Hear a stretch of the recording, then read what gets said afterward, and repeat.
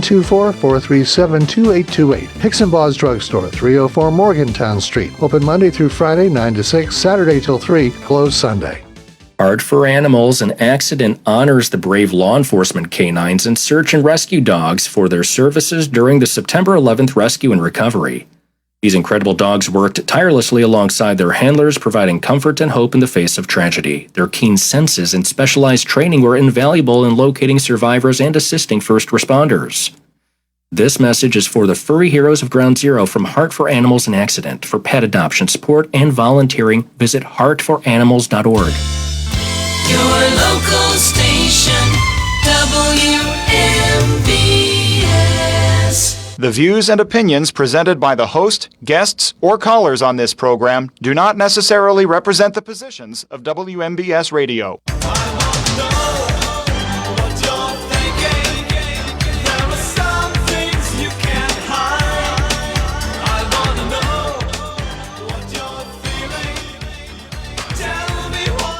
It's the What's on Your Mind show. I'm Doug Saltzman. That's Bill Madden over there across the studio filming for us. You got me in early today. Yeah, you're in early today. We had you yesterday and the day before. That would be Tuesday and Monday for those keeping track. We had you in right after the 2 o'clock news, so we'll have you in today after the 1 o'clock news. Beautiful out there, I tell you, 73 degrees. Well, can we have class outside? Yeah, we should have class. I remember in college we always used to ask the professors, can we go outside? Yeah, can we have it in the quad? Come on. Yeah, the professor would say, what's it like in Florida? Do they have class outside every day? Of course, I went to college in Erie, so nice days in Erie. Every year I was there for 4 years, we got a foot of snow in October and a foot of snow in April, and every month in between. So, you know what I love is when the weather people say, "Oh, but it's lake effect snow." Like what? It's a foot of snow is a foot of snow. That's right. Yeah. Although in Erie, it barely fazed people. It really didn't. I mean, in 4 years of college, and they average over 10 feet of snow a year in Erie. We had school canceled once.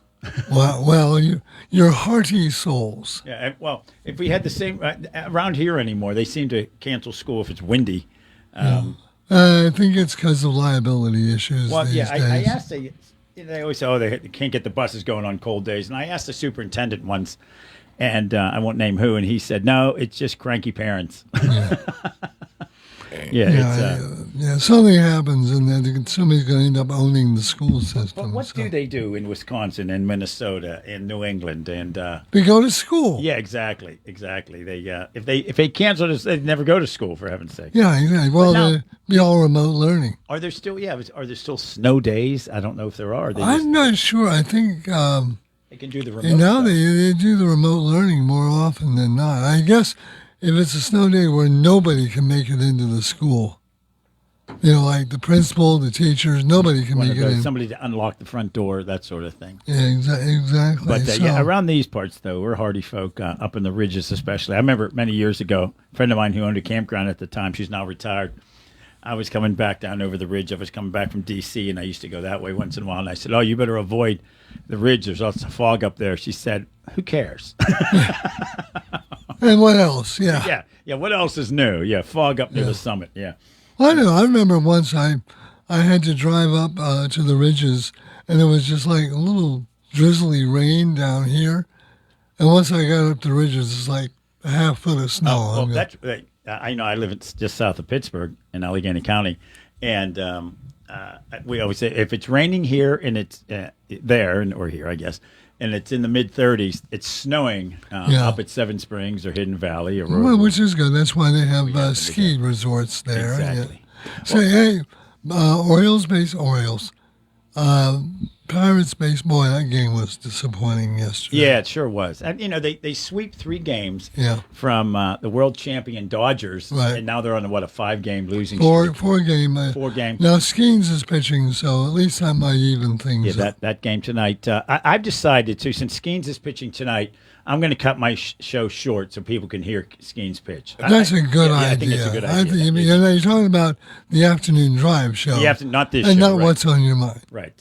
Although you probably could. I've only did that once. I once was on the air from 1 o'clock until 7 o'clock. That was a little tough. 6 hours straight. What was election day? I don't remember. Many years ago, I was filling in. It was kind of somebody called off. It was one of these crazy things. And Brian said, why don't you just do the whole thing? So that was a long day. Speaking of the Pirates, pregame tonight at 6:10, first pitch at 6:35.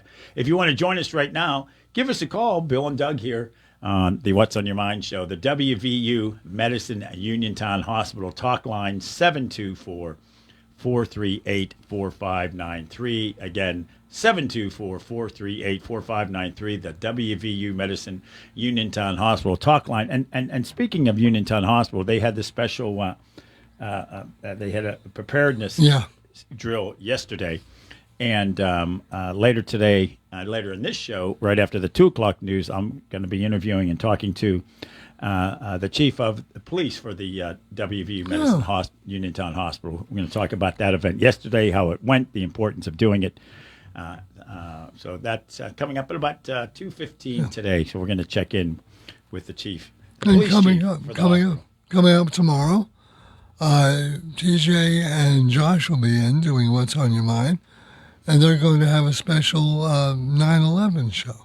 Right. That'll be during the 2 o'clock hour. Right. And in fact, I just talked to Josh, and I'll be calling in at the beginning of that. In fact, I'll be talking some about that today during the afternoon drive show today at 5:35. We're going to talk to one of the park rangers who also oversees communications for the Flight 93 National Memorial, and we're going to be talking to her at 5:35 about all the activities tomorrow. But obviously, you can visit that facility year round, and also about the other state parks.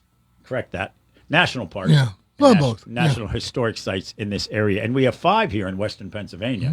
And let's see if I can remember them. Of course, the Flight 93 National Memorial, Fort Necessity National Battlefield, the Johnstown National Flood, I don't know what they call the historic site. Johnstown, site.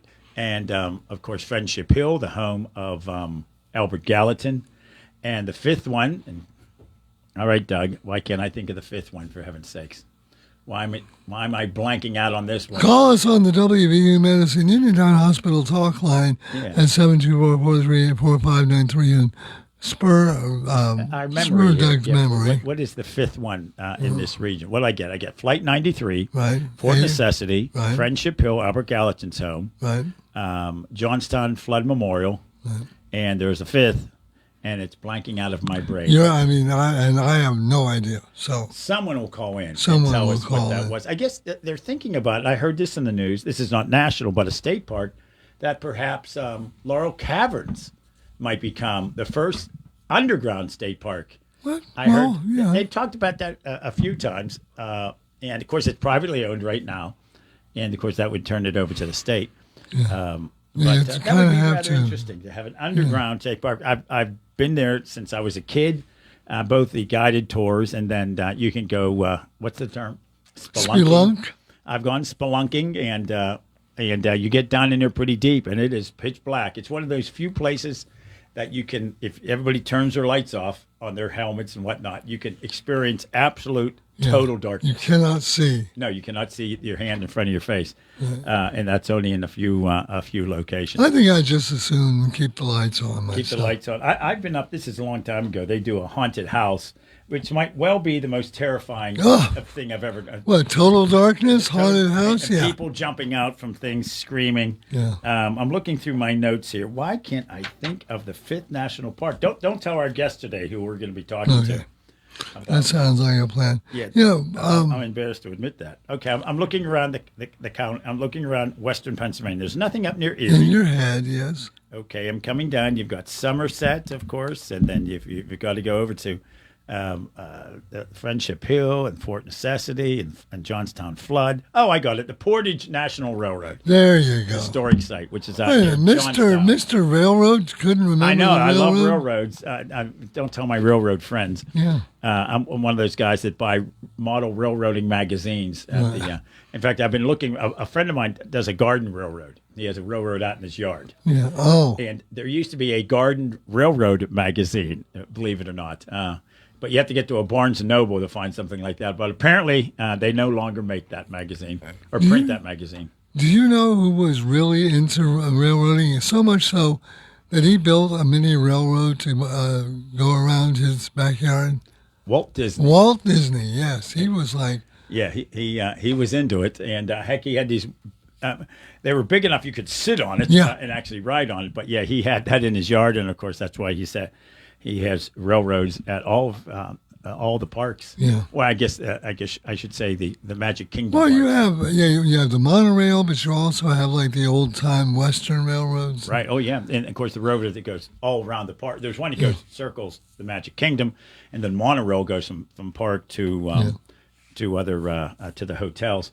But yeah, that's interesting. I love watching old documentaries, and yeah, Walt Disney was an absolute brilliant businessman. Are you talking about the American Experience documentary?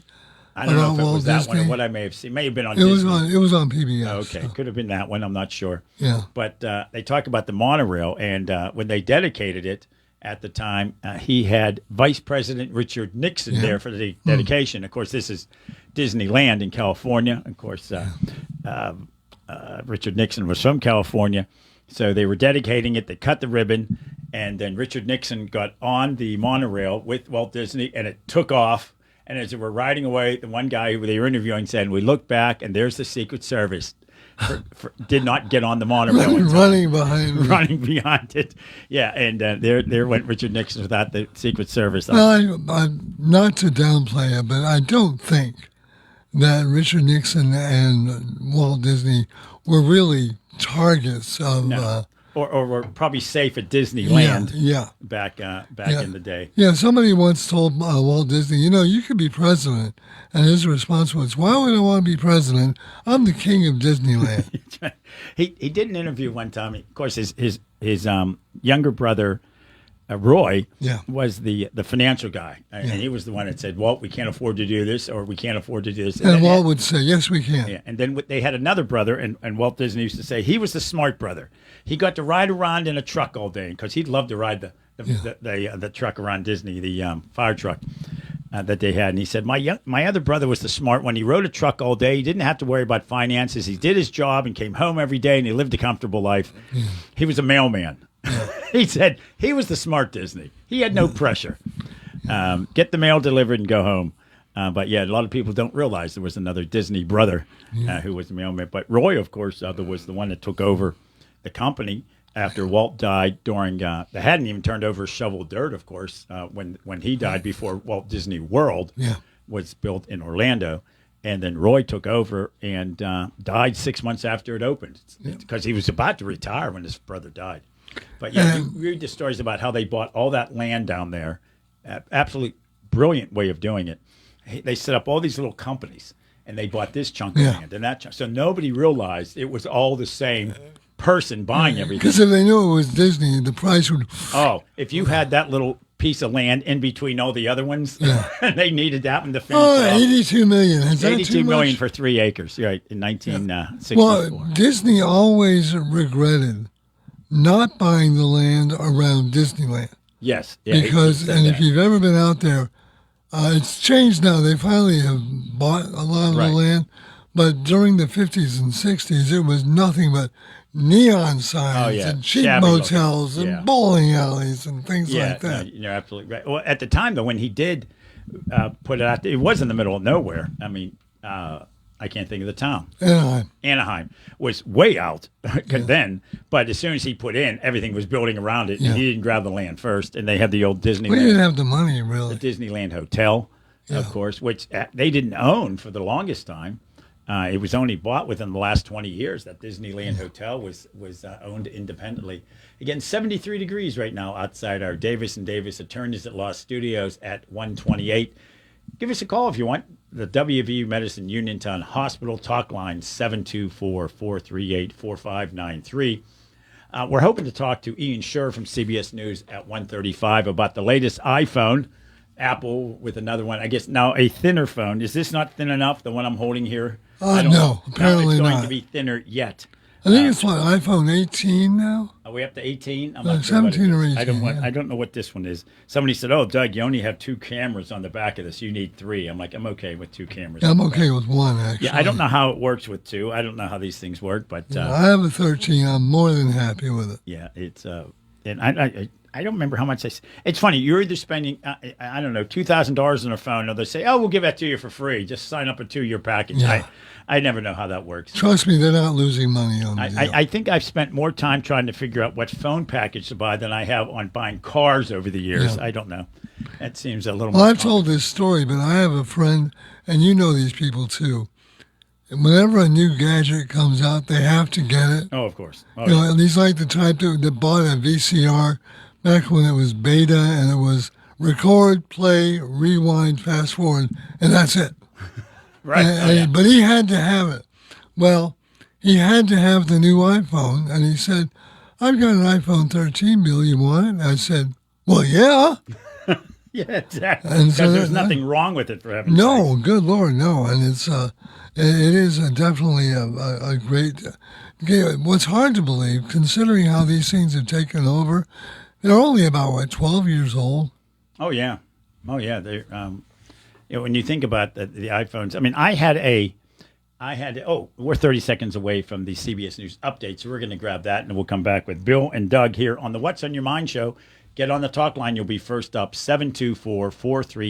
724-438-4593. That is, of course, the WVU Medicine Uniontown Hospital talk line. CBS News Brief coming up here in just a couple moments. When we come back, we'll talk about, I had a BlackBerry at one time, which at the time seemed like the most remarkable thing ever invented. Even better than my Palm Pilot, if folks remember what a Palm Pilot is. But first, let's go to that CBS News update. CBS News Brief. NATO aircraft intercepted drones in Polish airspace overnight. Whether it was intentionally or not, it is absolutely reckless. The drones, believed to be from Russia, represent the most serious spillover of the war in Ukraine to date. NATO Secretary General Mark Rutte. Allies are resolved to defend every inch of Allied territory. President Trump was to speak to Poland's president today. There are thousands of U.S. troops in that country. The latest economic report shows slowing inflation at the wholesale level. Here's CBS's Kelly O'Grady. When I look at this, and if I'm the Federal Reserve, I'm looking at this and saying, hey, we've got a problem in the jobs market. It's weakening. We got some good inflation data. More motivation for a rate cut on Wednesday. That is the next Fed meeting on Wall Street at this hour. The S&P 500 jumped to a new record. The Dow Jones Industrial lower by 254. CBS News Brief, I'm Cammie McCormick. Pizza Kings in Connellsville is your go-to lunch and dinner spot with a full menu of mouth-watering pizzas and so much more. Using a deck oven helps our pizzas stay extra crisp. So if you haven't tried a slice lately, what are you waiting for? From our 50-slice King Carnivore to veggie pizzas and even pickle pizzas, Pizza King has the pie to match your taste. Pizza Kings, 1046 Morrell Avenue in Connellsville. Call 724-626-8343 or visit pizzakingswithaz.com. Route 21 Furniture. Take the road to your perfect home. Sleep well tonight. Try out a new mattress from Route 21 Furniture with a large selection of mattresses, all sizes and comfort levels, with great prices, free local delivery and setup, and financing options. Route 21 Furniture. Open weekdays 9 to 5, Saturday 10 to 5, Sunday noon to 4. 724-737-2222 or Route21Furniture.com. Route 21 Furniture. Take the road to your perfect home. Warm weather means you'll be spending more time outside. So enjoy your deck or patio with retractable or fixed awnings from Lifetime Awnings. Made in the USA with manufacturer and customers guarantees, Lifetime Awnings products last. Lifetime Awnings is veteran-owned and operated with a 10% discount to all military veterans and their families. Call Lifetime Awnings 724-554-6067 or email John, the owner, at lifetimeawningsusa@gmail.com. Your mental health is your most valuable asset. With 55 years of experience serving Western Pennsylvania, Chestnut Ridge Counseling Services is ready and able to assist you with all of your mental health needs. Offering over 20 specialized treatments, open access, and just-in-time scheduling means that you receive the treatment you need in a time-conscious fashion. Chestnut Ridge Counseling now offers telehealth, mental health urgent care with immediate access to a mental health professional with no appointment necessary. Call 724-437-0729. That's 724-437-0729 for mental health Urgicare at Chestnut Ridge Counseling. Outpatient care options include individual, group, and family therapies, mental health and psychiatric evaluations, and medication services. Outpatient care and services are also available for patients under the age of 18, geared towards youth-centric problems and concerns. Take control of your mental health care with Chestnut Ridge Counseling Services. Call 724-437-0729 to set up an appointment or speak immediately with a mental health professional. Are you looking to list or sell your house? Now is the time to let the professionals at Caldwell Banker Laurel Ridge Realty help you with all of your real estate needs. Caldwell Banker Laurel Ridge Realty has 2 convenient locations to better serve you. In Uniontown area, 724-437-7100, or in Connellsville area, 724-628-7200, and speak with one of our real estate professionals. Visit our website, caldwellbanker.com. We have been proudly serving Western Pennsylvania area for over 30 years and look forward to helping you with all of your real estate needs. Broker Paul Borch Jr. Did you know that you have a choice for your physical therapy provider? NovaCare Rehabilitation offers same-day appointments, and oftentimes you don't need a prescription from your doctor to see us. We will make sure that you are treated as an individual and will work directly one-on-one with you to help achieve your goals. You have tried the rest, now try the best. NovaCare, Delaware Avenue in Uniontown. Phone 724-437-0556 to schedule your appointment today. WMBS.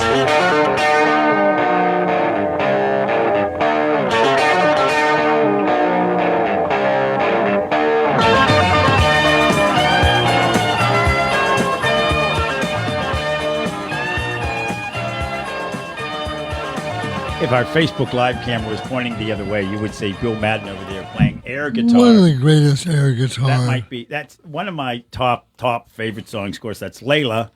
Not technically by Eric Clapton, but Derek and the Dominoes. Well, Eric Clapton was tired of the whole Eric Clapton is God thing. Yeah. And he just wanted to be part of a band. That's why he joined Delaney and Bonnie for a while. Yeah. And the Yardbirds. Yeah. Well, the Yardbirds, then Cream, and that's when the Eric Clapton is God thing came out. Yeah. But yeah, it's a great. That and the guitar solo from Hotel California. Oh, that's a good one. Yeah, oh, absolutely. The Eagles. We were talking the other day. One of my favorite singers back in the day was Linda Ronstadt. Yeah, and I had that. She had back in the day. She still is one of my favorites. Yeah. You're right. She doesn't perform anymore. Yeah. But she had a great album cover, and I had a huge poster of it, which lasted in my bedroom when I was a kid for about 2 hours till my mother saw it and thought it was inappropriate. That would be the Hasten Down the Wind. That's the one. Yeah. That didn't last long. And the only poster that lasted even shorter than that was the Farrah Fawcett poster. Right, yeah. Mom said, we will not have that in this Christian home. I don't know whatever happened to it. Maybe she burned it. Well, there were only like 80 million of those printed. Right, so. Right. I'm sure I could still go get one somewhere. I remember I was managing a Spencer Gifts. God help me. Spencer Gifts? Yeah. Really? This was back when They're it still was around. It had the orange shag carpeting and things now like it's that. almost a porn shop, frankly, but go ahead. Yeah, it is not the Spencer Gifts I worked at. Spencer Gifts. But this was in the mid-'70s, and we got a shipment in. We got a dozen of the Farrah Fawcett posters in. And they sold out. I said, and we used to have a poster rack up front, and I said, that goes in the front. But we only have a dozen. That goes out front. And like that, just... And take rain checks along the way. Yeah, the famous one. Oh, we got a caller calling in, so let's grab that call on the WVU Medicine Uniontown Hospital hotline with Doug and Bill. Hi, welcome. Sorry if you're holding so long there. What's on your mind? Who's calling in? Yes, you were talking about the Layla album with. Yes, hi, Bill. With Eric Clapton. It did not sell well until they reissued it, and on the back they printed "Eric is Derek." Yeah. Oh, really? I did not know that. Yeah. So what was that? Yeah. That was about 74? Yeah. 72, 71, something 70. like that. Yeah, I mean... That's yeah, I was in college. It was a double album. Double albums were a little hard to sell then. Well, they were more they were like expensive. $4, I think. Yeah, I think. Yeah, well, unless you're Chicago and they took fewer royalties so that the albums could cost less. Oh, okay. Well, that's it. No, Yeah, I did not. and I did not. Tom- Eric Derek is Eric. I didn't realize that. Derek is Eric, and yeah, then it started to sell. You were talking about Walt Disney and his penchant for railroads. Nobody beats Warren Buffett. No. Oh, yeah. He bought the Burlington Northern. Right. Yeah, Exactly. that is a real That's a railroad real railroad. aficionado. Right, Yes. exactly. Yeah, And he probably bought that with what he had in his wallet. Yeah. Although No, the poor guy. well, I think he still has it, and he bought it at a time when he thought the country was going into retrograde, about 2008, and we'd be more reliant on rail transportation because it's so cheap, it's so per mile, so cost effective. The only thing more cost effective than rail traffic is barges. Yeah. What you can move down a river with one barge. One tugboat, not tugging, but pushing along. But no, you're absolutely right. Rail, it's the safest. It takes one rail car takes 4 trucks off the road. So yeah, you're absolutely right. Hey, we appreciate your calling in. Yeah, and they also, this is kind of interesting. Buffett always says buy a pipeline, which means something, or a turnpike, something no one else has. They'll never duplicate that route through the Rockies if you've ever been on the Burlington Northern. Hey, thanks for calling in. We appreciate it. Thanks, Frank. We'll talk to Thank you. We got another one calling in right now too, Bill. Oh, okay. Who's calling in? Welcome to What's on Your Mind. You're up. Oh, did we lose somebody there? You're with us. No, sir. I'm here. There we are. This is EJ in Uniontown. Hi, EJ. You brought up something that I remember back from my youth. I was in grade school like in the 1940s, so I'm no spring chicken. You sound Could have fooled me. You sound And pretty there was spry to me. Go ahead. Yeah. There was a cave in the mountains called Delaney's Cave. Okay. And it was not managed by anything. It was just an open cave, and I think they even had warnings about don't go in this, don't go into a cave. That's a smart. Now, where was Delaney's Cave? What was the nearest town? Do you remember? I don't know. That's where I'm confused about. Was it Delaney's Cave? They were always sending somebody up there with like a chain line to go in and rescue people, and it was posted don't go in. And I was wondering, when they built Laurel Caverns, did it absorb Delaney's Cave? That's interesting. I don't know. We'll have to check that. I'm looking at something right now called The Original Cave Entrance about Laurel Cavern, the history of Laurel Caverns here. And let's see here. It says, I am indebted to my cave historian friend, Paul Damon, whose excellent history book on the early years of Laurel Cavern provided me with much information on the cave's ownership prior to 1925.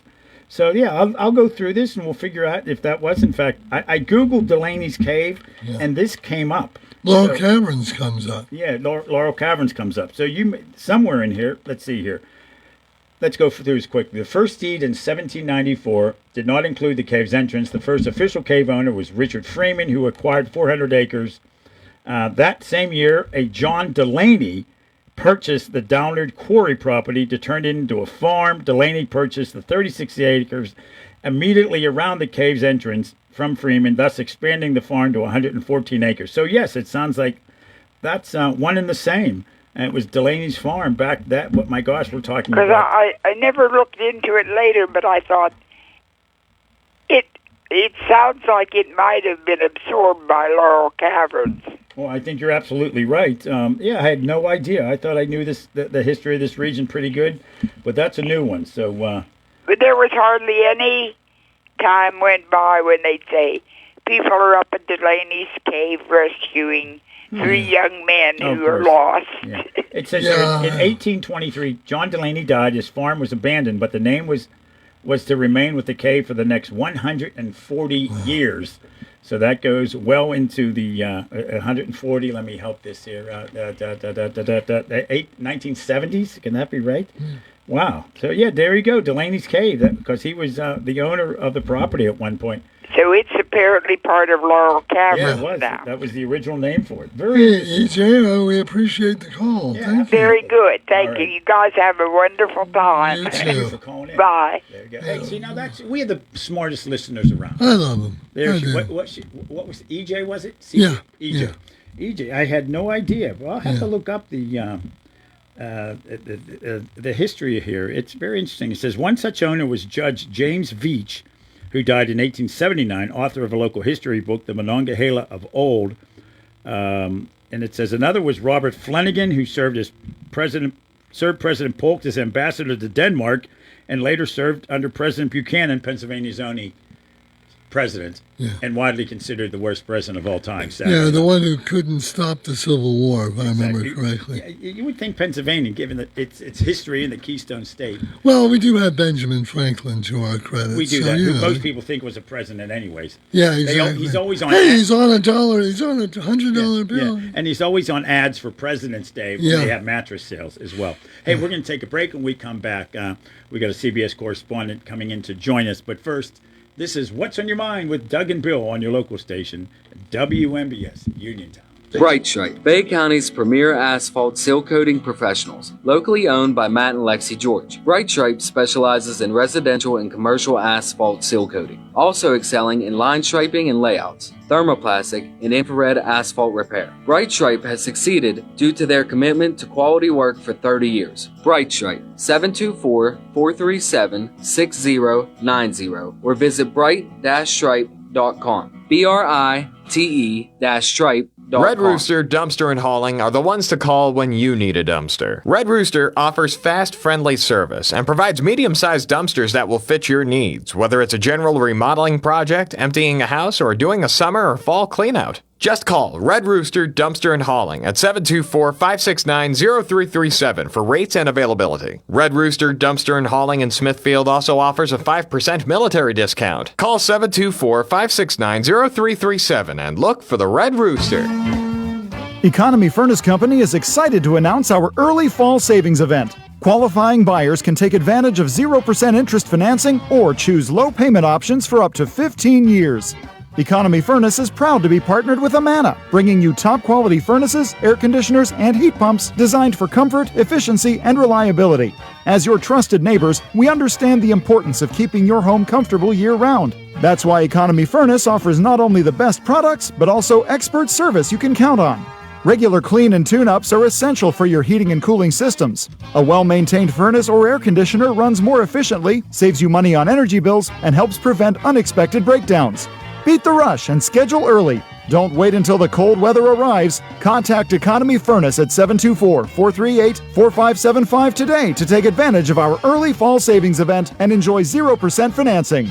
For economy, price, and quality service, call Economy Furnace. On this Sunday's Catholic Accent TV show, we catch up with 95-year-old Father Alexander Plebin, a Fayette County native, and we see the history of the Diocese of Greensburg through his eyes. He's been here since the beginning. We take you to Brownsville for a historic celebration in a parish, and two area young men are beginning their faith formation in seminary, both friends, both from the same parish. Watch the Catholic Accent this Sunday morning at 11:30 on WPXI. You don't fix what's not broken. That's true. You don't replace what is working well. Jason Scott is doing a good job working as South Union Township Supervisor. Jason Scott utilizes his skills on a daily basis in the township office. Whether repairing storm drains, operating a plow truck, or working with his fellow supervisors on economic growth, Jason Scott is out there working for you all day, every day.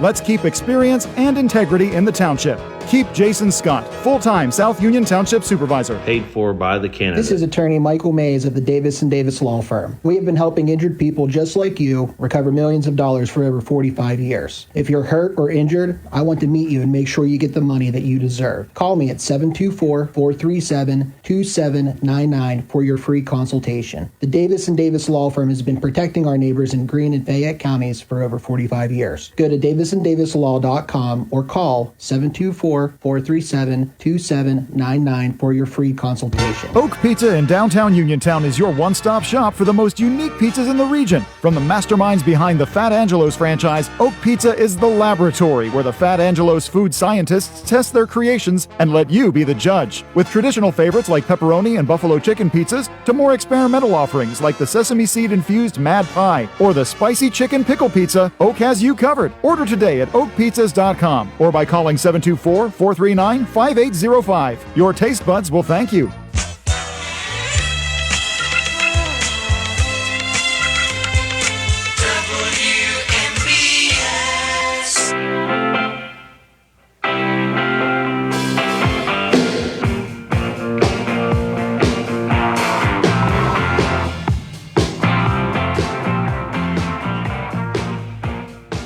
That's a relatively well-known group bringing us out of the Yeah, I've heard of Rolling them. Stones. Now that's an air drum. Yes. Oh, yeah. That's song. That's air drumming, absolutely, on that one, as opposed to air guitaring, I guess. We're hoping to talk to in a moment here, although we have a blinking light, which leads me to believe our next guest is on the line here. So we're going to take a chance. You never know, right? This could be Mary from Steubenville, or it could be... Well, if it's on the 9045, you should be good. I think we're in good shape. Joining us right now on the WMBS Newsmakers line here during the What's on Your Mind show from CBS News, Justice Department correspondent Scott McFarland. Scott, thanks for joining us. How are you? I'm doing quite well, and I'm no Mary from Steubenville, but I've been to Steubenville many times, and I know the good spots to be there. She speaks well of you. Yeah, she's always spoken well of you, Scott. Yeah. Well, in fact, good here's to a hear. quiz real quick, not on this topic. Who's the most famous person from Steubenville? Anybody? You Dean know? Martin. There I you mean, go. Dean Very Martin. good. Dino Marchetti. That's right. And they still have Dean Martin Day every year in Steubenville, Ohio. Well, on a much more serious topic than that, Dino would be glad we're still remembering him, no doubt. Today is the deadline for the emergency declaration, I guess is what the president called it, and the use of, we'll call them federal troops, the National Guard in D.C. But from what you've been reporting and what I've heard from CBS News, there's still boots on the ground. Is that correct? It looks no different. It feels no different, even though it is technically different. I mean, as of this afternoon, Washington, D.C.'s local government has control of their police department again. They are back in charge fully of a 3,000-plus person police department in the nation's capital. So it's not an insignificant thing. But the president still controls the National Guard in Washington, D.C., because it's a federal district, because it's the nation's capital, and he has not removed them, and he's given no indication as to when they're going to be called back. In fact, the D.C. National Guard's leader a few days ago said deployment will continue. And what's more, you've got the Republican governors of West Virginia, of Ohio, speaking of Ohio, and Louisiana and Tennessee and Georgia, who've sent their Guard here to supplement 2,300 out of total National Guard folks here. They're here for the long term, it seems. So there's still a militarized look to some of the streets here, and the federal agents who work for the Trump administration, their deployments are heavy here too. You mentioned there are 2,300 Metro police officers who, of course, are employed by the city of Washington, D.C., but having worked in Washington for the U.S. Senate at one point, there were more security and more police than you'd ever see anywhere. My gosh, there's the Capitol Police, you name it. The Office of Threat Assessment. There's officers literally everywhere, especially if you're up near Capitol Hill. So, I'm glad you brought that up. Let me just throw a few numbers to that point. Sure. I think it's a great point. 3,000 plus D.C. police officers, 2,000 or so U.S. Capitol police officers, 40 different police agencies in Washington, D.C. before this federal surge. I hope it gives clarity to people who think there may be an under-resourced nation's capital where there's an issue of crime. There are officers. I think that's part of the argument both sides are making. Those who criticize this deployment say there's already enough badges and firearms in Washington, D.C. Those who support the president's initiative say, yeah, but crime is too high, so we got to do something. It goes both ways. I remember years ago, when we were doing one of the classic D.C. trips with my wife and our 4 daughters, and my one daughter decided for whatever reason to start counting every time she saw somebody with a badge. And I don't know if she could count high enough at that point. She was only about 5 or 6. But I said, yes, honey, there's lots of police here. We're nothing to worry about from that standpoint. Of course, we were doing all the museums on the National Mall This idea of now going into other cities, of course, there's been a lot of pushback from other cities, Chicago, Baltimore, you name it, L.A.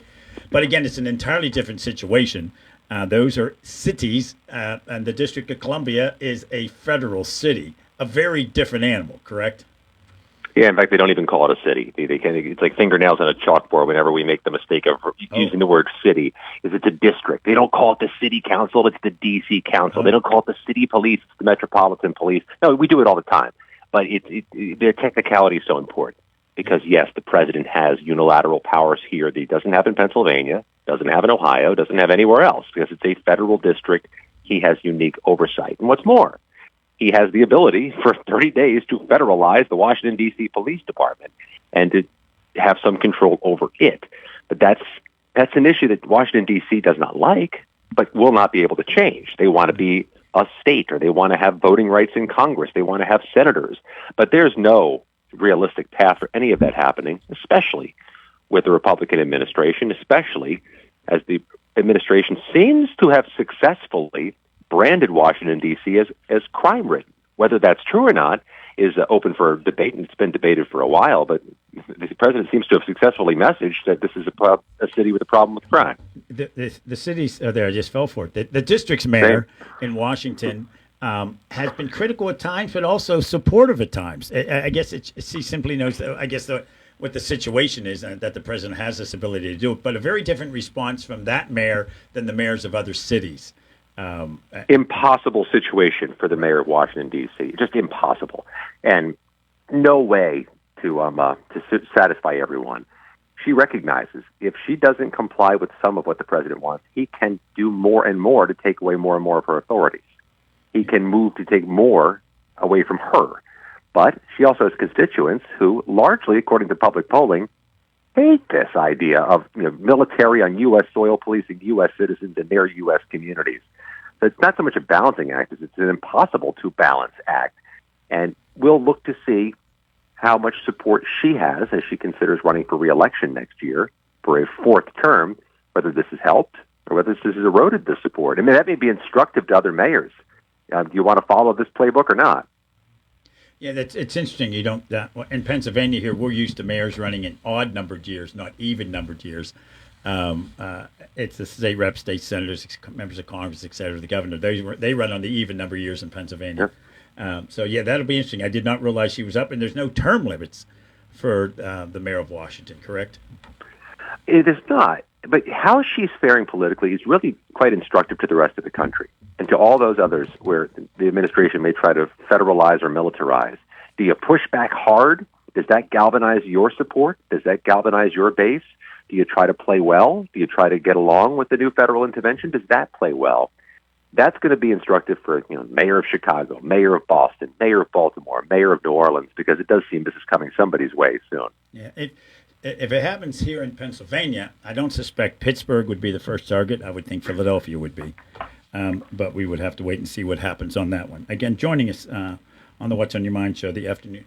I'm sorry, I just said the wrong show again. I'm doing both shows today, so I apologize, Scott. I'm a hardest working man in broadcasting, everybody. The hardest working man in broadcasting. Yeah, not quite, but that's a nice compliment. We appreciate it. Joining us on the show, we'll call it that, Justice Department correspondent for CBS News, Scott MacFarlane. We don't get to talk to you very often, Scott, because when I come in at 5, you're done for the day. But we appreciate your joining us today. Thanks so much.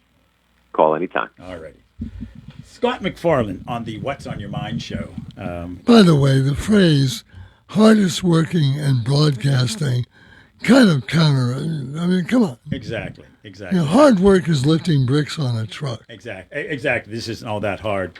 And speaking of somebody in broadcasting, pulled a great prank the other day, and everybody fell for it. Yeah, including you, I believe. Howard Stern said he was going to retire. Yeah. I fell for it.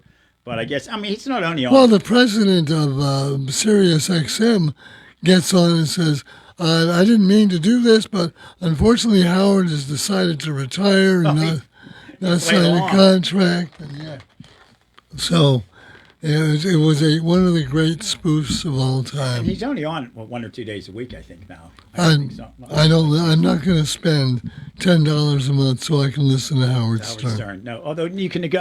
At one point, it was costing me $20. It was going away. I got a call from them. I said, "I'll give you $7 a month." They said, "Okay," but now I don't have it. Though. No, you should have said $2 a month. $2. Yeah, maybe I should have, since they took the $7 fee. There's an old saying in negotiating when you're like a wedding DJ, and you quote a price to them, like, "Oh, I'll do it for $400. Deal." Yeah, that's right. Exactly. You say, "Oh, I meant $600. Deal."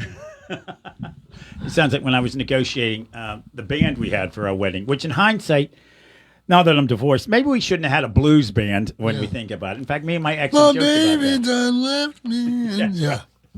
We're about a minute away here from the CBS News at the top of the hour, followed by local, regional, and statewide news with TJ DeStefano. It's Bill and Doug on the What's on Your Mind show right now. Appreciate Bill coming in. When we come back after the 2 o'clock news, we're going to check in with Mike Bittner. He is chief of the Uniontown Hospital Police.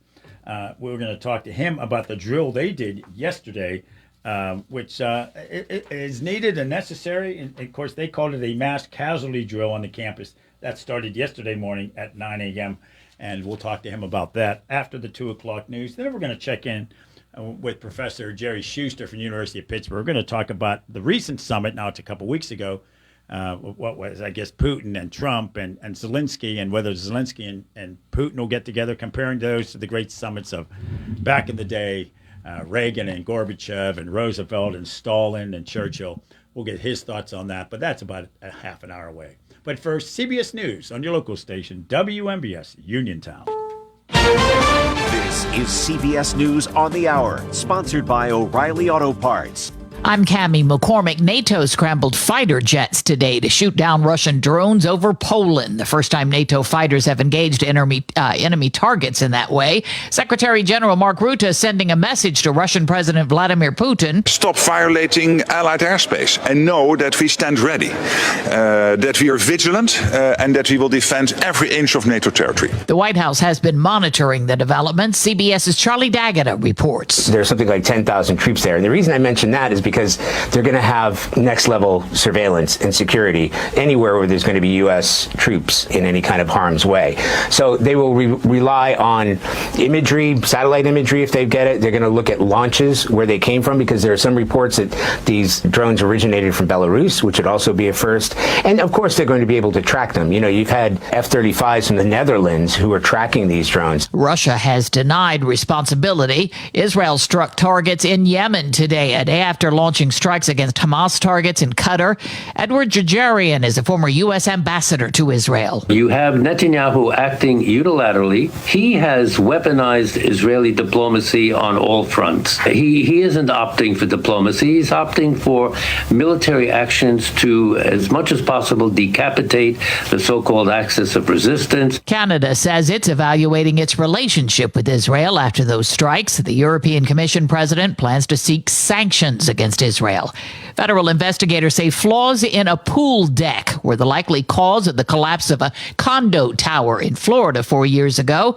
The report says the pool deck began falling down at least 7 minutes before the tower, suggesting the pool dragged the building down with it. Reporter Peter Dench. The latest findings come from the National Construction Safety Team at NIST, the National Institute of Standards and Technology. It follows an exhaustive study of the partial collapse of the 12-story Champlain Tower South building in Surfside just before 1:30 in the morning on June 24th of 2021. 98 people died. ATM fees have reached a record high. Reporter Jason Brooks has a look at the numbers. Grabbing some cash from an ATM continues to cost more, with Bankrate reporting that the average ATM surcharge has increased for the fourth consecutive year, averaging $3.22, up 3 cents from a year ago. And there's an even bigger increase for using an out-of-network ATM, with that fee averaging $4.86, up from $4.77 last year. On Wall Street at this hour, stocks are mixed. This is CBS News. Think O'Reilly Auto Parts for all your car care needs. Get the parts and service you need fast from the professional parts people at O'Reilly Auto Parts. Black and gold up on their feet, terrible towels swirling. When you listen here, you get all the excitement of Steelers football. Touchdown, Pittsburgh Steelers! Rob King brings you the play-by-play along with Max Starks and Missy Matthews.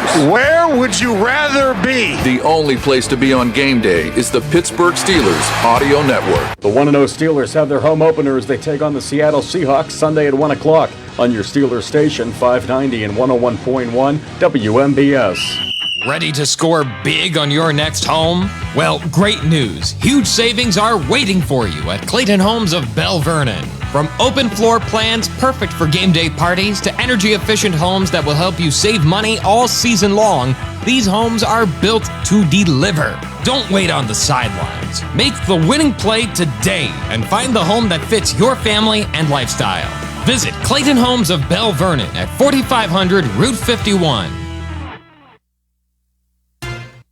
The cost of taking care of a pet continues to soar, and many Americans are being forced to make some difficult choices. In Miami, the Pet Project, founded in 2002, distributes more than 12,000 pounds of pet food every month, helping senior citizens, people with disabilities, and those battling illness keep their beloved companions by their side. Executive Director Sue Martino. We keep pets in their homes with their families. We provide pet food. We provide wellness care, which includes flea and tick meds, annual vaccines, rabies shots. From emergency vet care to in-home pet assistance, the nonprofit ensures no one has to choose between their health and their furry friend. Christopher Cruz, CBS News. A zookeeper's been killed in a lion attack in Thailand. It is Asia's largest open-air zoo, and it offers lion and tiger feeding trips for about $37 a person. I'm Cammie McCormick, CBS News. Now the local, district, and statewide news. Being brought to you by Fayette Heating and Air Conditioning, your Bryant Dieter. Keeping you warm and cozy in winter and cool and comfortable in summer with a quality Bryant gas furnace or air conditioning system. And now the news. Good afternoon. It is 2:05. It is sunny and 73 outside the Davis & Davis Attorneys at Law Studios. Injured call today for your free consultation, 724-437-2799. Your local station, 590 AM, 101.1 FM, WMBS. I'm TJ DeStefano. Sports and weather follow the news. A state police trooper suffered injuries Monday night while trying to arrest a man accused of stealing items from a store in South Union Township, a video game store. Police were called to GameStop on Walmart Drive shortly before 8 p.m. for a man who had reportedly taken several items without paying for them. Herald Standard says Trooper Troshawn Mickens encountered Joshua Williams, who elbowed him when he was attempted to be arrested. The trooper eventually used a taser to subdue Williams, and he was taken into custody. Mickens went to WVU Medicine Uniontown Hospital for treatment of injuries he suffered to both knees and his right wrist during the incident. Williams was arraigned yesterday morning and taken to the Fayette County Jail on $50,000 cash bond. In honor of September 11th, Connellsville will host a remembrance ceremony tomorrow night at 7 at Veterans Plaza on East Crawford Avenue. Pixel Pro displays will set up 2 lights from 7 p.m. to midnight to represent the Twin Towers in New York City. An Allegheny County man was sentenced to prison for a bank robbery in West Virginia. According to the United States Attorney's Office, 59-year-old Frank Morrison was sentenced to 10 years in prison on Tuesday. Investigators said Morrison robbed a United Bank in Elm Grove in Wheeling for $4,200 in September of 2018. Police identified him as a suspect after matching DNA evidence with a discarded mask and other items that were found in a nearby dumpster. Morrison had been convicted of armed bank robbery, and access device fraud in the past. Today is the climatological peak of the Atlantic hurricane season. Here's Natalie Rodriguez with what experts say about what's to come. Although quiet so far, today is the average peak of the Atlantic hurricane season, but experts warn we've got a long way to go. We actually get more activity that's stronger later in the season. Senior hurricane specialist at the National Hurricane Center, Eric Blake, says last year's heavy hitters, Hurricane Helene, which caused devastating flooding in North Carolina, formed on September 24th. Hurricane Milton, which caused widespread destruction in the Sunshine State, formed on October 5th. Also, this is the time for storms to form fast in the western Atlantic basin, not off Africa and much closer to the U.S., giving us less time to prepare. Natalie Rodriguez, Miami. WMBS time is 2:08. Sports and weather are next. 439-2323. For 24-hour emergency service, call us when you need. We're Fayette's Heating and Air Conditioning, your service company. When it's sweltering outside, you'll be cool inside with central air conditioning from Bryant, the people that know cool. And it's easy to have a central air conditioning system installed in your home. Simply call on your Bryant dealer, Fayette Heating and Air Conditioning, located near the Laurel Mall on Route 119, north of Uniontown. The phone number is 439-2323. Let Fayette Heating and Air Conditioning rescue you from the sticky, humid summer weather. Remember that number for Fayette Heating and Air Conditioning, your Bryant dealer, 439-2323. Call Fayette Heating and Air Conditioning, 439-2323. 439-2323. 439-2323. In sports, Pirates will visit the Baltimore Orioles tonight. Paul Skeens will be on the mound for the Bucks, who are 64-81 and have lost 4 in a row. We'll have the game on WMBS. The pregame will be at 6:10 with the first pitch at 6:35. Steelers, they'll host the Seattle Seahawks Sunday afternoon at Acrisure Stadium for the home opener. Kickoff at 1 here on WMBS. The local, district, and statewide news has been brought to you by Fayette Heating and Air Conditioning, your Bryant dealer. Route 119 north of Uniontown, located near Laurel Mall.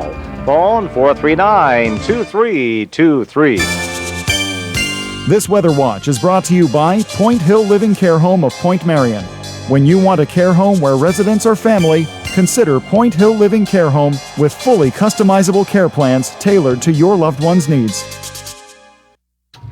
It'll be sunny and 76 for the rest of this afternoon, clear and 50 tonight, and more sun tomorrow with a high of 80.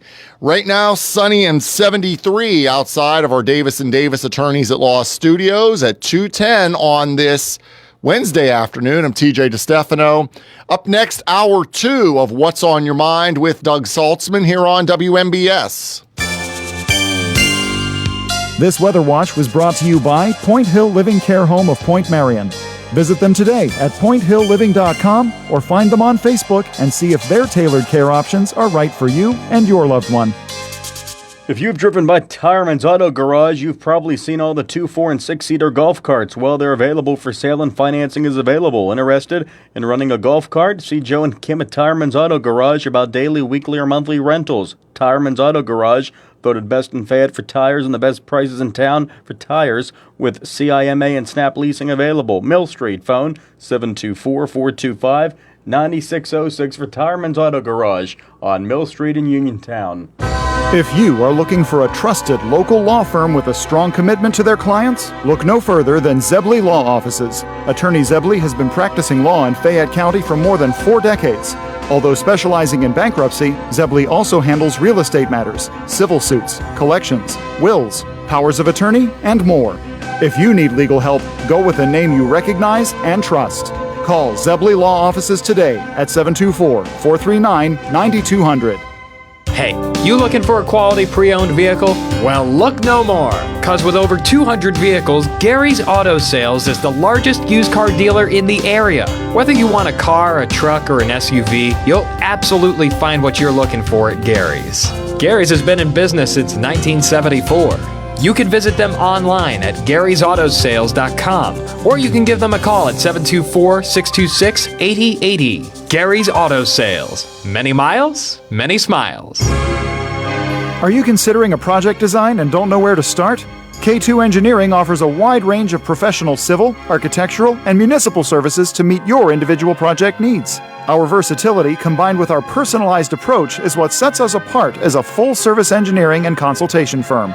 To learn more about our services, please visit us on the web at www.k2engineering.net. K2 Engineering, where customer service is our priority. Did you know that you have a choice for your physical therapy provider?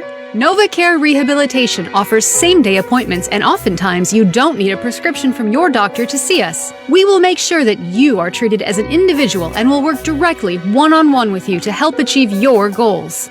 You have tried the rest, now try the best. NovaCare, Delaware Avenue in Uniontown. Phone 724-437-0556 to schedule your appointment today. Are you in the market for a new power recliner?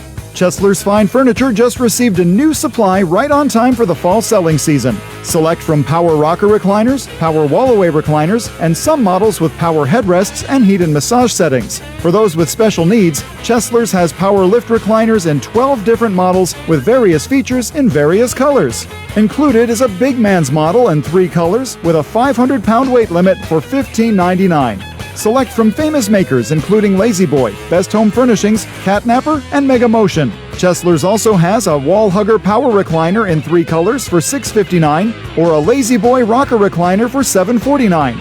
If you're looking for a heat and massage model, check out the one from Best Upholstery for $8.49. Power lift recliners start at $7.99. Chesler's provides in-house servicing of all recliners purchased from the store. Credit terms, layaway, and delivery are available. Chesler's Fine Furniture, Route 51 in Uniontown, where customers send their friends. Are you looking to list or sell your house? Now is the time to let the professionals at Caldwell Banker Laurel Ridge Realty help you with all of your real estate needs. Caldwell Banker Laurel Ridge Realty has 2 convenient locations to better serve you. In Uniontown area, 724-437-7100, or in Connellsville area, 724-628-7200, and speak with one of our real estate professionals. Visit our website, caldwellbanker.com. We have been proudly serving Western Pennsylvania area for over 30 years and look forward to helping you with all of your real estate needs. Broker Paul Bortz Jr. Your local station, WMVS. The views and opinions presented by the host, guests, or callers on this program do not necessarily represent the positions of WMBS Radio.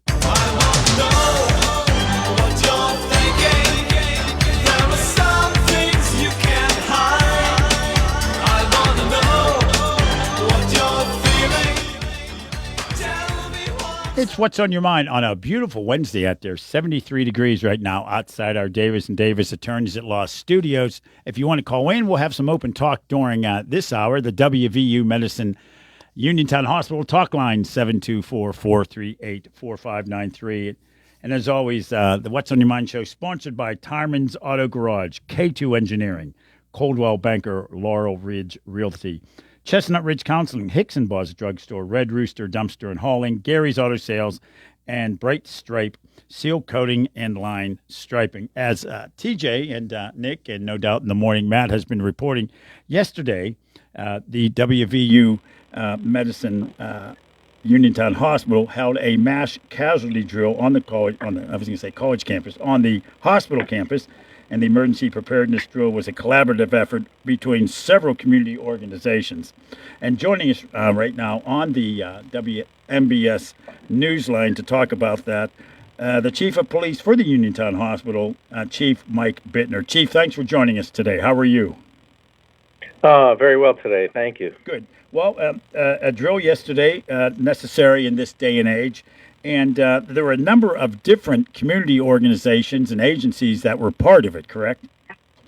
Yes, sir. Absolutely. Yeah. We had created a drill. We tried to involve as much of the community in this drill to have the maximum impact and most lessons learned as possible for the drill. I understand what the Fayette County Coroner's Office, the Fayette County Emergency Management Agency, Fayette EMS, the paramedics, the school district, the city police, the Uniontown Fire Department, and, of course, a number of folks, naturally, from the hospital as well. So what is the overall goal? And, of course, we reported on it many times here, so if folks are driving past the hospital, they didn't think the world was coming to an end, because I'm guessing there were quite a few emergency vehicles out front. Sure. But what is the overall purpose of this? Is it of course, tomorrow is the anniversary of 9/11. Did these things start to happen after 9/11, or were there such drills beforehand? This is different than a fire drill that most people would remember from their school days or even from an office building. Right. But what is the overall goal on this? Yep. So, as a hospital, our main concern is, we want to make sure that we're testing our emergency response plans. We want to make sure that our staff are comfortable, with our emergency response plans. Anything can happen at any given point in time, and it is, one of the things that you have to practice. And you want to make sure that you allow coordination with other agencies. Another reason you want to do these drills, you want to identify, potential gaps and weaknesses, things that we need to improve to make our process smoother, so that we are the best service to our community that we can be. If something were to happen locally, we have a good handle on how we're going to deal with a large amount of patients coming into the hospital. And we also want to train under some realistic conditions, while keeping it in a controlled environment and keeping it as safe as possible. One of the things with a hospital, we can't, obviously shut down areas to do drills, so we want to make sure that we're, not interfering with patient care. That's our number one priority. But so to do an exercise like this and not interfere with, patient care as much as possible, it's a little bit of a challenge, but, we were able to successfully do that. And it takes a lot of people involved working behind the scenes to make these drills be a success. And of course, all of these agencies have their own training and they do their own drills, but it's very different than when you all have to come together. And it's right. You want it to be a controlled environment when you do have, in this case, a mass casualty. And when you think of that, it's not necessarily it's not a terrorist attack. It's not a plane crashing. It could simply be a bus crash that might involve multiple people. Or sure. It could be a large accident on one of the local highways or one of the local streets. So I guess the idea, especially bringing the school district together, and actually schools now are having active shooting drills, which frankly is a sad event that we have to do these things, but it's a necessary part nowadays. So again, including the Uniontown area school district, I can understand that. What was the purpose of having the school district officials there? We wanted to give them some practice, reaching out to their, to parents, the transportation, having, their driver experience, what would be the next steps, what would they have to do if they were involved in a crash. I mean, there was just I think it was in Ambridge, there was a bus accident with, 20 students or so that were taken to a local hospital. School being in session, just starting back up, it was a good exercise to involve them. We actually used some of the kids from the National Honor Society were volunteers. They acted as injured patients for the drill. So it was a good experience for them. They also got to see some of the agencies and how they come together to deal with this thing, this kind of incident. Uniontown's a tight-knit community. The first responders, I can't say enough good about, our local, police and fire, EMS, Stat Medevac corner. Everybody works together so closely. Even down to our towing, professional towing brought a couple vehicles up for the exercise to make sure that we had some vehicles to practice on, and they actually cut the roof off of it to get a person out of the vehicle that was trapped. Stat Medevac, they flew a helicopter over the drill, and those things, these people, we all come together whenever there's some type of tragedy or incident that needs handled, and they don't get enough credit for the work that they do on a regular basis. So it was nice to coordinate and work with them, and everybody, able to know who everybody else is in the room, and developing those contacts and those relationships is super important in a small community like Uniontown. Yeah, and it's important in any community, of course. As I mentioned earlier, tomorrow, of course, is the 24th anniversary of 9/11. And I was so incredibly impressed that back at the time at 9/11, I was working for the United States Senate, and I was actually at the site on the day of the crash when it was still smoldering. And you see, the FBI there and federal agencies I didn't even know existed, working with the local coroner's office and local police and township police and the state police. It was amazing how they all came together and worked effectively that day. And obviously they didn't have a chance to do a mass casualty drill ahead of time or an emergency preparedness drill. And So the idea of being able to do a drill ahead of time can only make any response obviously more effective. You hope it never happens, but you're prepared to do it, correct? Yeah, and it's amazing what you discover. Sometimes they're bigger issues, sometimes they're just minor issues. Radio communications, making sure that you can secure a channel that everyone can talk with one another. That's where our Fayette County Emergency Management Agency played such a large role.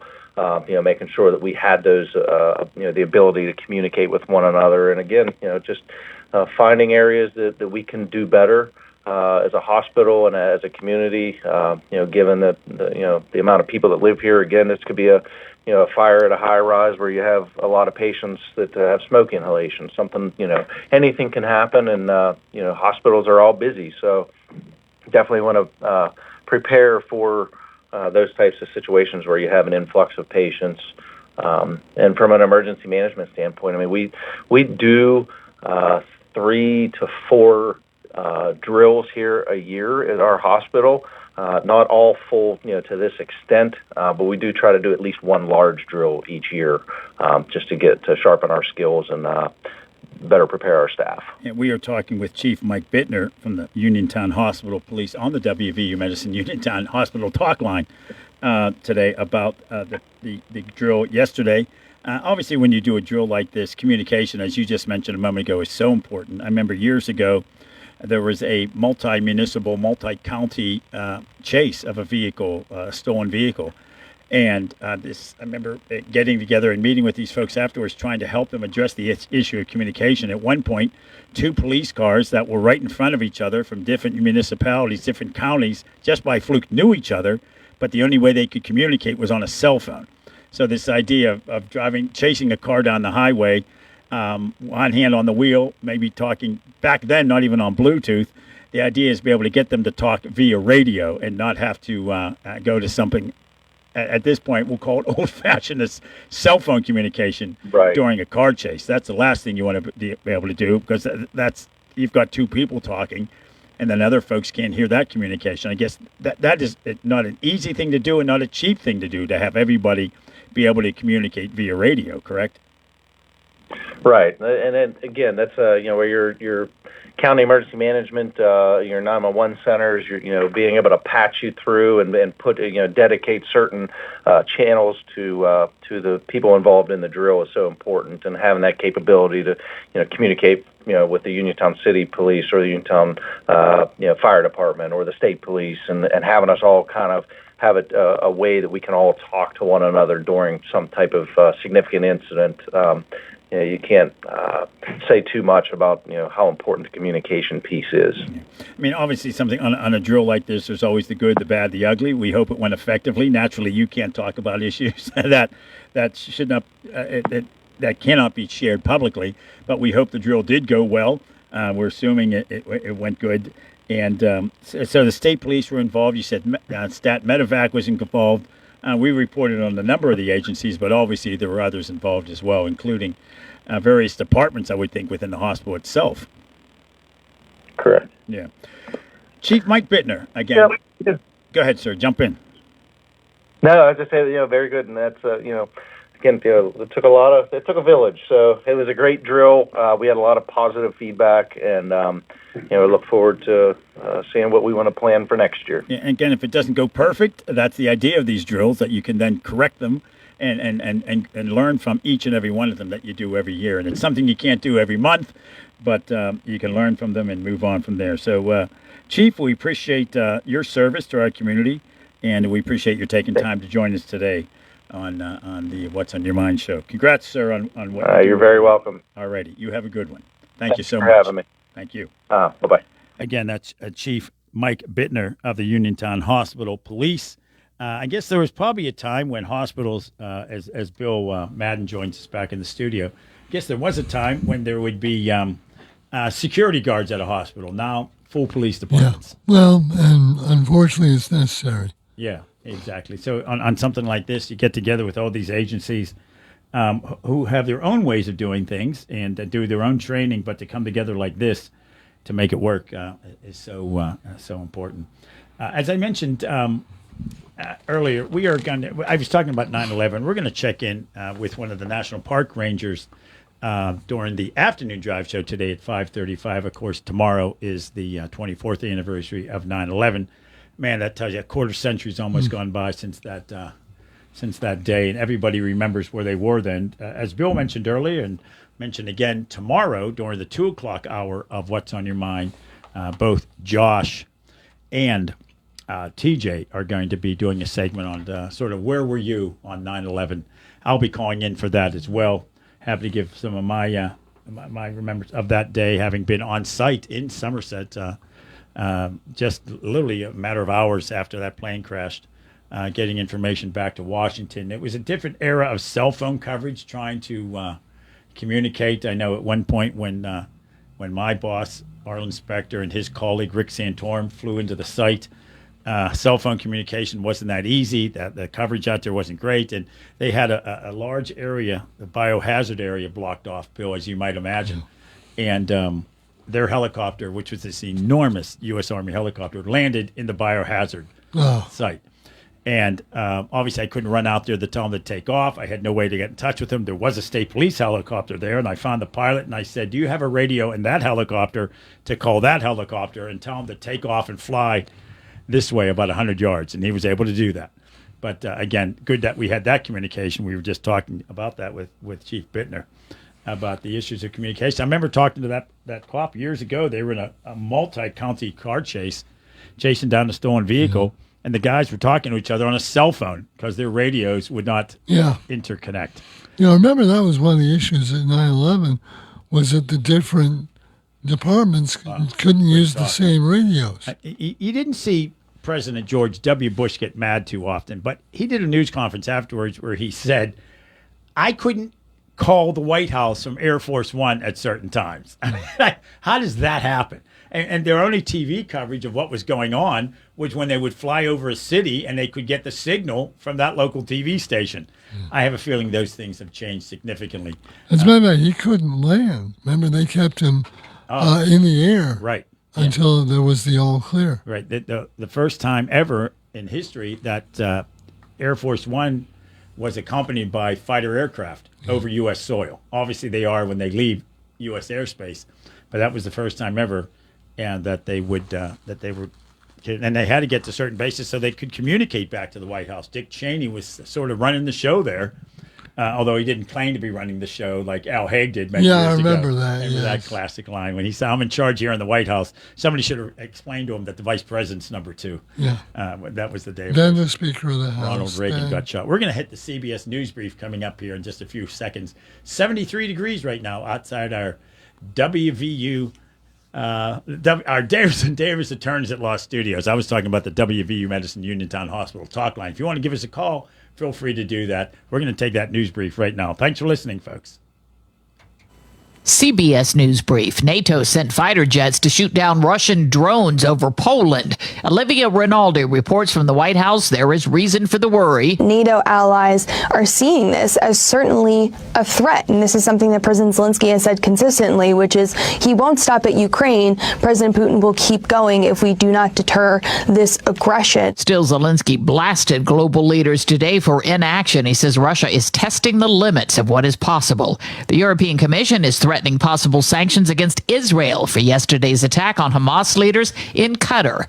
Former U.S. Ambassador to Israel, Edward Jajarian. The Trump administration has floated a comprehensive ceasefire deal in which Qatar, as a key mediator, has been in these ceasefire talks, raises serious questions about Israel's intent on actually reaching an agreement at this time. On Wall Street, stocks are mixed. CBS News Brief, I'm Cammie McCormick. On the next edition of The Catholic Accent, we catch up with the longest-serving priest in our diocese to see its history through his eyes as one who has been here since its beginning. We're celebrating milestones in the vocation of marriage and looking ahead to parishes marking historic anniversaries. Plus, we introduce you to the newest young men beginning their formation for the priesthood. Watch The Catholic Accent Sunday morning at 11:30 on WPXI. Red Rooster Dumpster and Hauling are the ones to call when you need a dumpster. Red Rooster offers fast, friendly service and provides medium-sized dumpsters that will fit your needs, whether it's a general remodeling project, emptying a house, or doing a summer or fall cleanout. Just call Red Rooster Dumpster and Hauling at 724-569-0337 for rates and availability. Red Rooster Dumpster and Hauling in Smithfield also offers a 5% military discount. Call 724-569-0337 and look for the Red Rooster. Economy Furnace Company is excited to announce our early fall savings event. Qualifying buyers can take advantage of 0% interest financing or choose low payment options for up to 15 years. Economy Furnace is proud to be partnered with Amana, bringing you top-quality furnaces, air conditioners, and heat pumps designed for comfort, efficiency, and reliability. As your trusted neighbors, we understand the importance of keeping your home comfortable year-round. That's why Economy Furnace offers not only the best products, but also expert service you can count on. Regular clean and tune-ups are essential for your heating and cooling systems. A well-maintained furnace or air conditioner runs more efficiently, saves you money on energy bills, and helps prevent unexpected breakdowns. Beat the rush and schedule early. Don't wait until the cold weather arrives. Contact Economy Furnace at 724-438-4575 today to take advantage of our early fall savings event and enjoy 0% financing. For economy, price, and quality service, call Economy Furnace. Looking for a new spot for a night out? Then check out Shindig's Bar and Grill in Uniontown, located in Oliver Square. With regular live entertainment and themed events, and offering 6 diamond pool tables and 3 dartboards, Shindig's is the place to be. Enjoy daily specials, including Tuesday wing night, Friday's Cajun chicken Alfredo, and Saturday's incredible crab leg dinner. And stick around for karaoke nights, live music, and so much more. Follow them on Facebook at Shindig's with a Z Bar and Grill. Shindig's, your hootenanny hotspot. Concerned about your heart health? At WVU Medicine, we believe your heart deserves world-class care, close to home and always within reach. Our non-invasive cardiology team uses advanced tests like stress tests and cardiac MRI to diagnose and monitor heart conditions without surgery. Call 877-WVU, the number 4HRT, or visit wvumedicine.org/heart. Having Hicksonbaugh's Drugstore in Uniontown means reliability, quality, and service. Pharmacists Stephen Harper and Seth Miller fill your prescriptions, offer free prescription delivery, mail-out service, and gladly answer your healthcare questions. Flu shots, the new Moderna COVID boosters, plus Shingrix shots with your doctor's prescription are also available at Hicksonbaugh's. Call 724-437-2828. Hicksonbaugh's Drugstore, 304 Morgantown Street. Open Monday through Friday, 9 to 6, Saturday till 3, closed Sunday. Experiencing symptoms of COPD? Frontier Clinical Research in Scottdale has been selected to conduct a clinical research study, and participants are needed. All study-related care will be provided at no cost, and no health insurance is required. Compensation up to $2,200 for qualified participants for time and travel. To learn more, call Frontier Clinical Research in Scottdale at 724-220-5281. That's Frontier Clinical Research in Scottdale at 724-220-5281.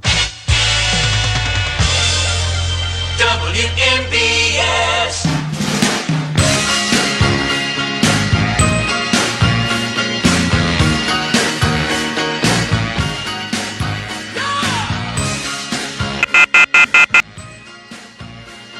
That, of course, is Bruce Springsteen bringing us out of the break. I thought we had our guest coming up. You heard a busy signal on the air. Let's try that one more time. I think we do have him on the air. We're going to jump right in with our next guest here as we are on the, of course, the What's on Your Mind show. I'm Doug Saltzman.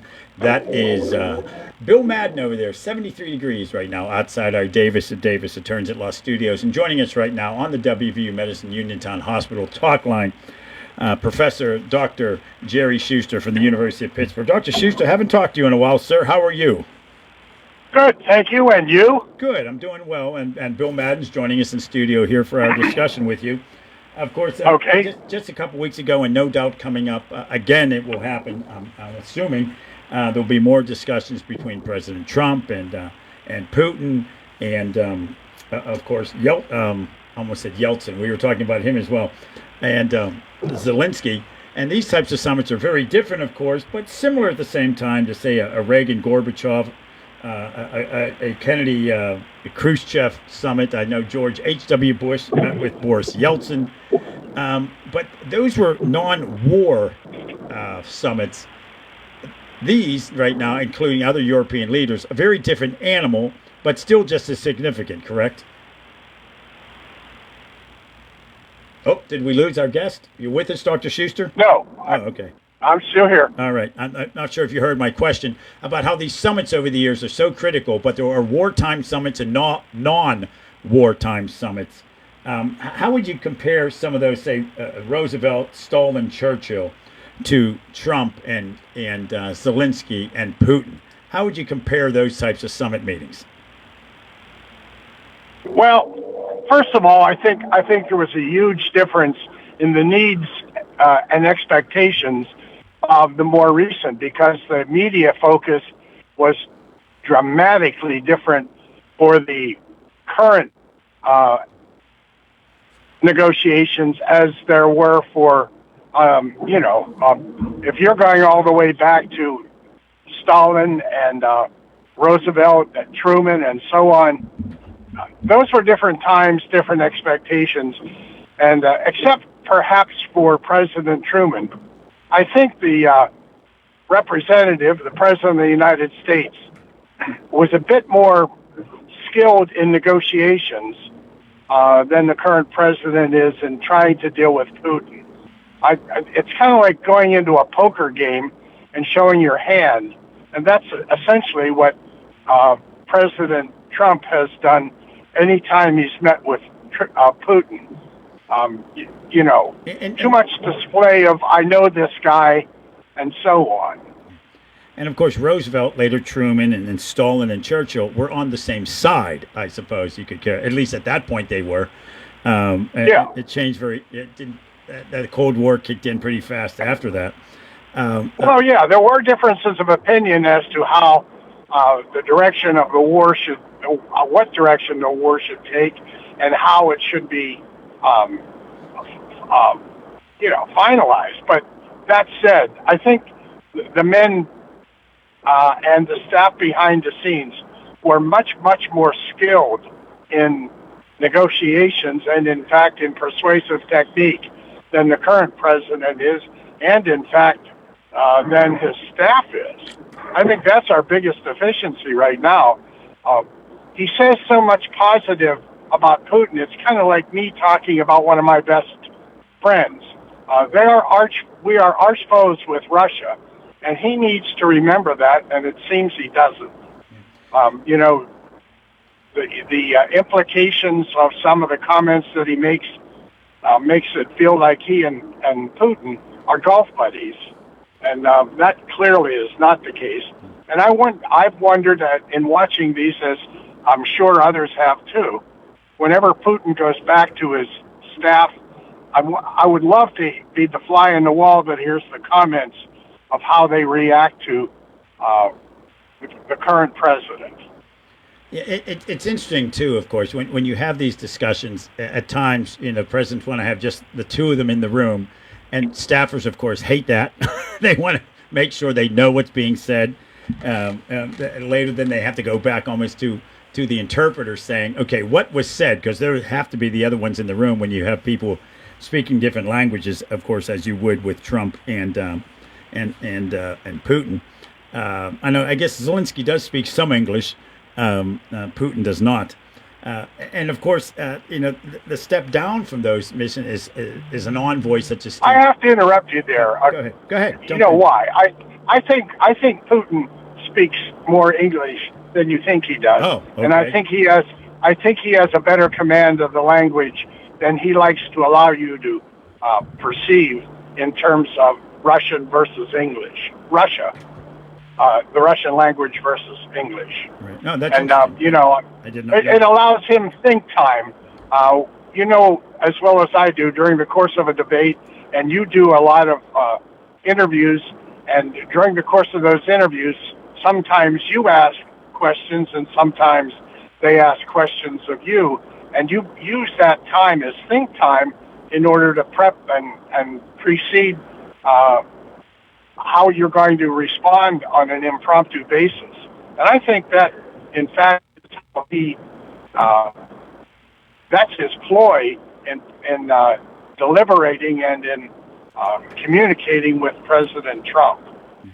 We were talking with Jerry Schuster, professor of political communication analysis and presidential rhetoric at the Department of Communications at the University of Pittsburgh.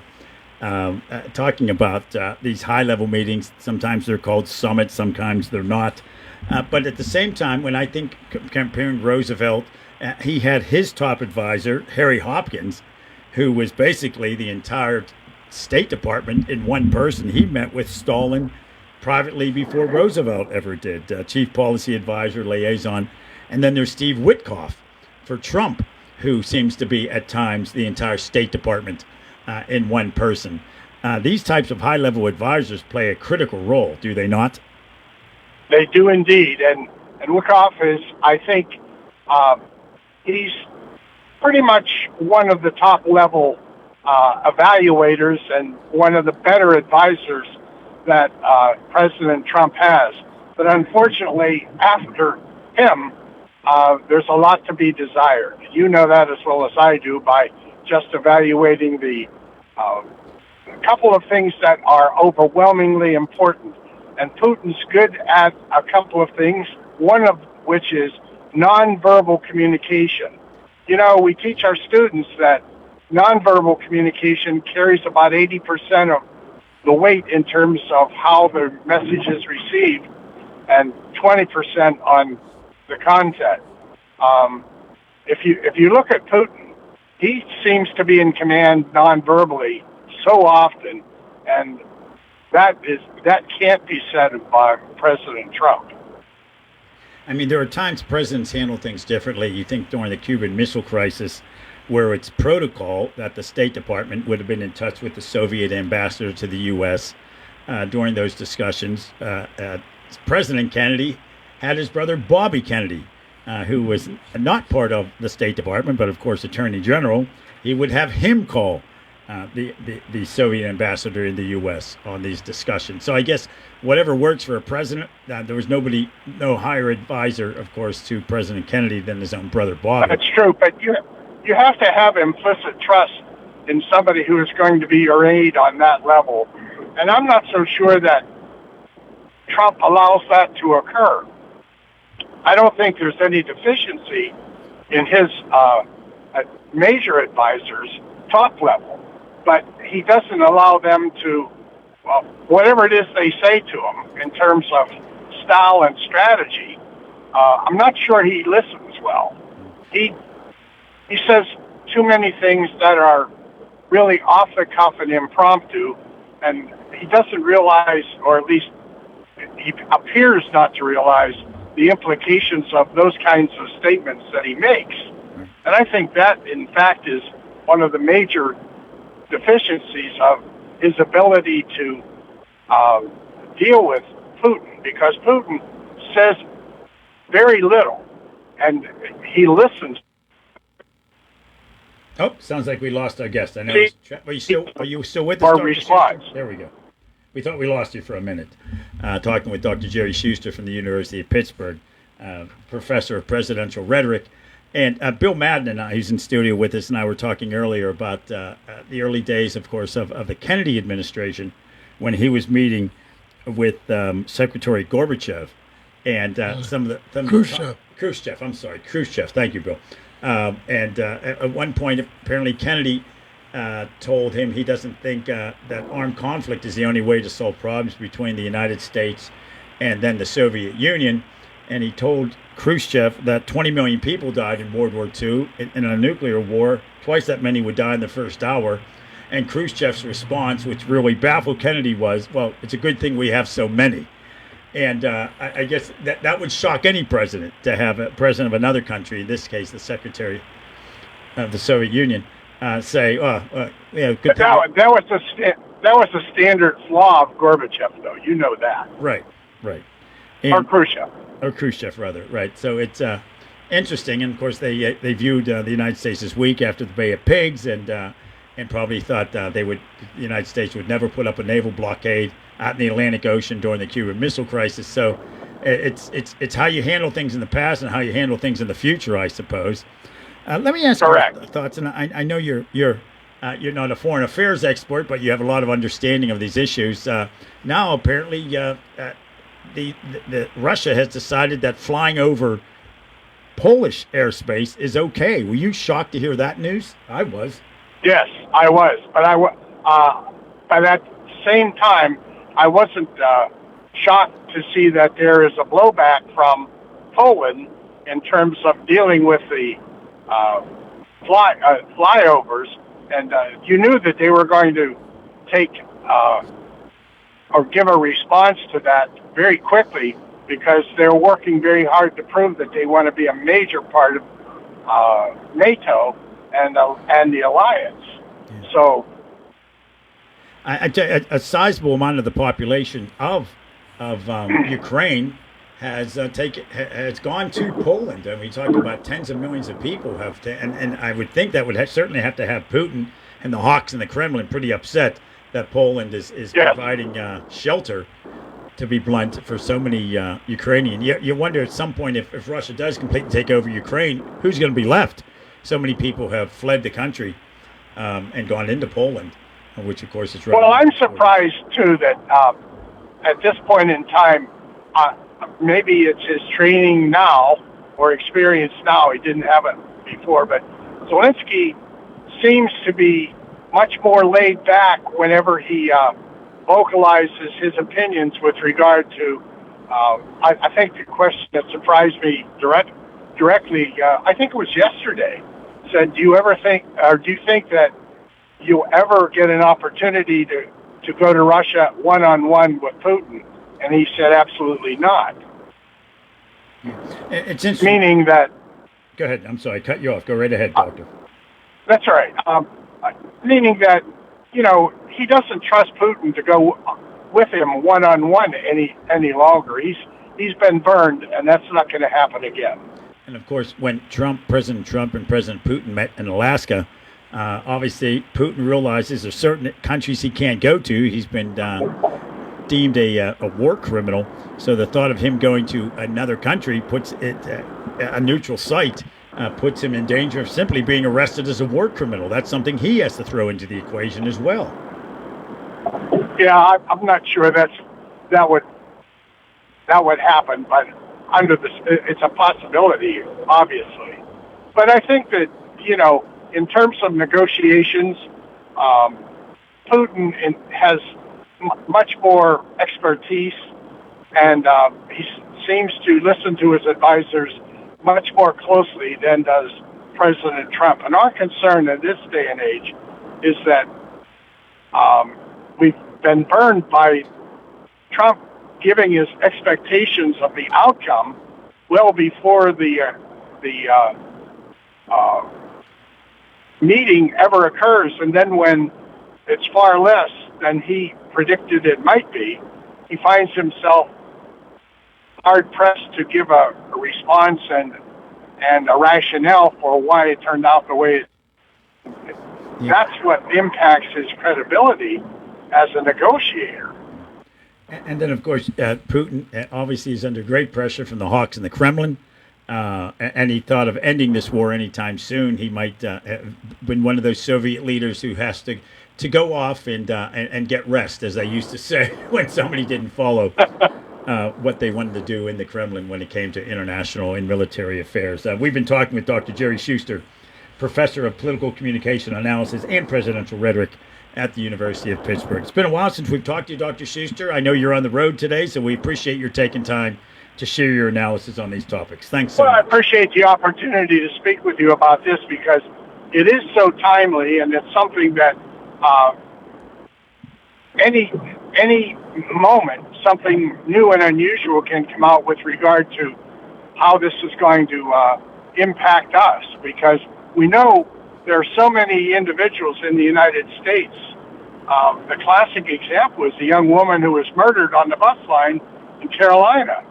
And things have a strange way of coming back to haunt us as to, wow, we need this resolved, and we needed it resolved yesterday. Absolutely. Dr. Schuster, thanks so much. You have a good day. Thank you. It is 2:52 here on the What's on Your Mind show. I'm Doug Saltzman. That's Bill Madden over there. We have a few minutes left here. We're going to take a break. We'll come back. We'll wrap up the What's on Your Mind. I'll be back today for the afternoon drive show. That's right after the 5 o'clock news. But first, stick around. We'll be right back.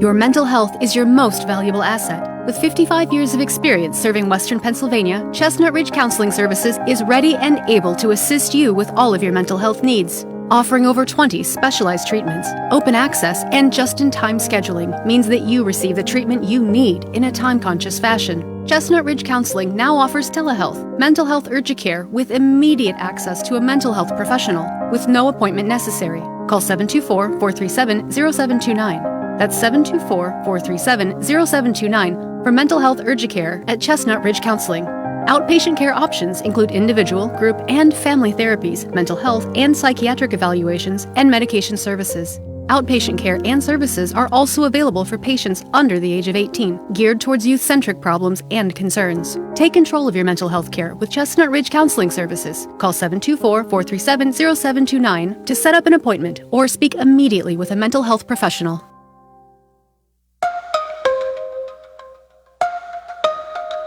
Now is the perfect time to upgrade your outdoor area with a new fence from All Around Fence Company. Conveniently located at 7896 National Pike, Uniontown. All Around Fence has been installing quality residential, commercial, and farm fencing for more than 45 years. Offering residential fencing including chain link, decorative aluminum, steel, and more, All Around Fence has the fence for you. All Around Fence is also your one-stop shop for Nutrena products and also carries livestock, equine, and pet supplies. So if you need to upgrade an existing fence, add a new gate, or are considering the installation of an all-new fence, All Around Fence has the answers you need. Visit them Monday through Friday from 8:30 to 5 p.m. and Saturdays from 9 to 1, or give them a call at 724-439-0331. To learn more, visit allaroundfence.com. Bright Stripe, Bay County's premier asphalt seal coating professionals, locally owned by Matt and Lexi George. Bright Stripe specializes in residential and commercial asphalt seal coating, also excelling in line striping and layouts, thermoplastic, and infrared asphalt repair. Bright Stripe has succeeded due to their commitment to quality work for 30 years. Bright Stripe, 724-437-6090, or visit bright-stripe.com. BRITE-stripe.com. You don't fix what's not broken. That's true. You don't replace what is working well. Jason Scott is doing a good job working as South Union Township Supervisor. Jason Scott utilizes his skills on a daily basis in the township office. Whether repairing storm drains, operating a plow truck, or working with his fellow supervisors on economic growth, Jason Scott is out there working for you all day, every day. Let's keep experience and integrity in the township. Keep Jason Scott, full-time South Union Township Supervisor. Paid for by the candidate. Are you in the market for a new power recliner? Chesler's Fine Furniture just received a new supply right on time for the fall selling season. Select from power rocker recliners, power wall-away recliners, and some models with power headrests and heat and massage settings. For those with special needs, Chesler's has power lift recliners in 12 different models with various features in various colors. Included is a big man's model in 3 colors with a 500-pound weight limit for $15.99. Select from famous makers including Lazy Boy, Best Home Furnishings, Catnapper, and Mega Motion. Chesler's also has a wall hugger power recliner in 3 colors for $6.59 or a Lazy Boy rocker recliner for $7.49. If you're looking for a heat and massage model, check out the one from Best Upholstery for $8.49. Power lift recliners start at $7.99. Chesler's provides in-house servicing of all recliners purchased from the store. Credit terms, layaway, and delivery are available. Chesler's Fine Furniture, Route 51 in Uniontown, where customers send their friends.